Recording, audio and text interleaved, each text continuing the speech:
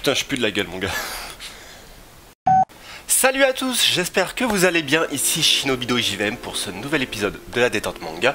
Aujourd'hui j'avais envie de me consacrer à un livre un petit peu gore, tu vois, un petit peu meurtrier, un petit peu ensanglanté, un petit peu chaud, puisqu'il s'agit de Igai. Alors mec, quand tu regardes la couverture, avoue, ça donne envie d'être lu. Avoue, un putain de gros mort-vivant là, bien comme ça ici, avec un gros titre bien rouge. Franchement, ça donne envie d'être lu. Sachant que j'ai fini de le lire déjà il y a 2 jours, donc bon, je pouvais faire la détente manga un peu plus tôt, j'ai pas pu à cause de mes heures de travail. Hein. Mais néanmoins, je vais vous lire un petit peu le synopsis avant de rentrer dans le détail, puisque c'est quand même, je pense que ça va être un épisode un peu plus spécial dans le sens où ça va être un peu plus chaud quand même en termes de critique, hein. J'ai pas mal de choses à en dire, donc je vais essayer de rentrer dans les détails, essayer quand même de vous expliquer le pourquoi du comment, et je reviens à vous. Donc voilà, j'en profite pour cet épisode de la détente manga. Si jamais vous avez des questions un peu plus spécifiques, puisque je n'ai pas l'occasion forcément d'interagir avec mes abonnés, n'hésitez pas à le mettre dans le commentaire, j'y répondrai bien entendu avec plaisir. Bref, alors Igai, lorsque Kurumi, l'ami d'enfance d'Akira, promet de lui préparer tout spécialement un casse-croûte, ce dernier est aux anges. Seulement, lorsqu'elle le retrouve plus tard, c'est pour le supplier d'intervenir dans une bagarre. Celle-ci dépasse même de loin une simple baston de lycée. Pire, Kurumi attaque ses amis et va même jusqu'à les mordre. Une morsure qui va pousser Akira à se mesurer à une meute de lycéens transformés en zombies. Voilà. Donc c'était le synopsis d'Igai. Alors sachant que le synopsis ne spoil pas plus que ça l'histoire, puisque ce qui est écrit dans le synopsis c'est tout simplement le premier chapitre, en gros l'introduction à l'histoire. Donc voilà, tout simplement une fille qui prépare un casse-croûte à un mec, elle le demande d'intervenir pour une bagarre d'un autre mec, etc. Il s'avérait que c'est la bagarre en question concerne un pote à lui et une meute de zombies, tout simplement. Voilà, voilà. Alors pour ceux qui sont un petit peu fan de ce genre de manga là, hein, sachez que c'est un petit peu tourné vers le High School of the Dead, voilà, tout simplement des lycéens, etc., etc., des zombies, et tout simplement ils se tapent sur la gueule. Alors honnêtement, après lecture de ce manga, alors c'est pour ça que je dis que ça va être un peu plus différent de mes détentes manga, puisque jusqu'à maintenant, me semble-t-il, les livres que je vous avais proposés, c'était quand même des mangas que j'avais bien kiffé. Là, malheureusement, j'ai été bien déçu. Alors, je vous explique pourquoi concrètement, quand j'ai lu ce manga-là, ça m'a fait tout simplement rappeler, copier-coller, hein, High School of the Dead. Faut pas se mentir, des lycéens, etc. Une meute de zombies. Alors, ce qui m'énerve, c'est que c'est une meute de zombies quand même qui sort de nulle part en fait. T'as pas d'explication, t'as pas eu un virus, t'as pas eu un truc chelou qui a fait que les lycéens sont devenus zombies. T'as des lycéens. En plus, il explique dans le premier chapitre, t'as des lycéens, tout le monde est lycéen 2 heures avant, et 2 heures après, t'as une meute de zombies. Alors, d'où ils viennent ces zombies, tu sais pas.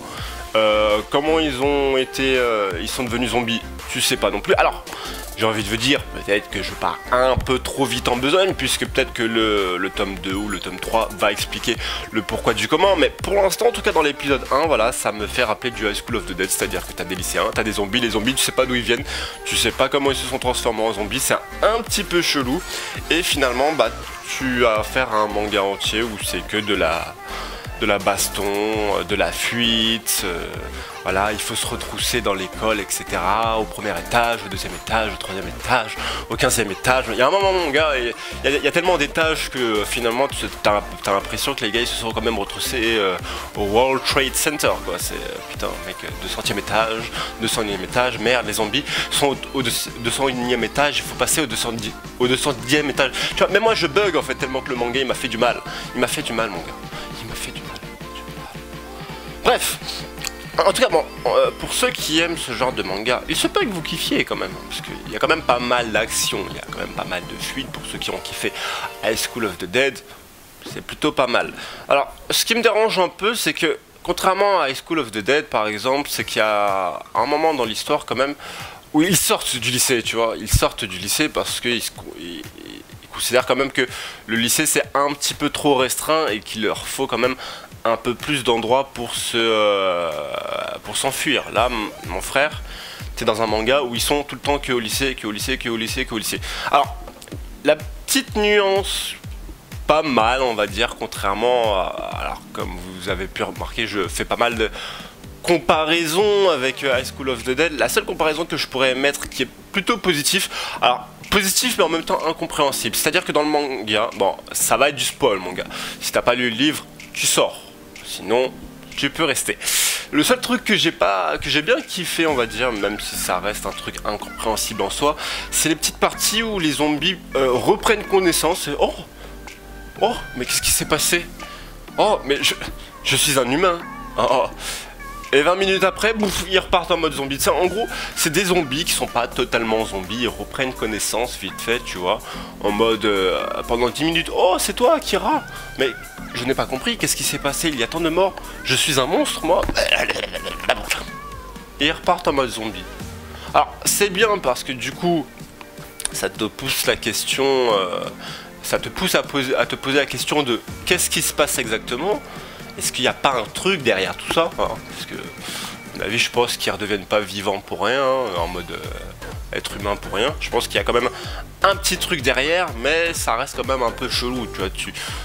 À un moment donné, quand tu dis que tu es dans la merde avec ce manga-là, c'est que tu t'attends à continuer dans la merde, tu vois. Et là, il donne un petit truc en mode « Oh, c'est quand même pas mal comme concept, il y a quelque chose, il y a quelque chose. » Donc finalement, tu t'attends à quelque chose, tu te poses des questions, tu t'attends à avoir des détails supplémentaires dans les prochains tomes, ça ce qui est pas mal en soi.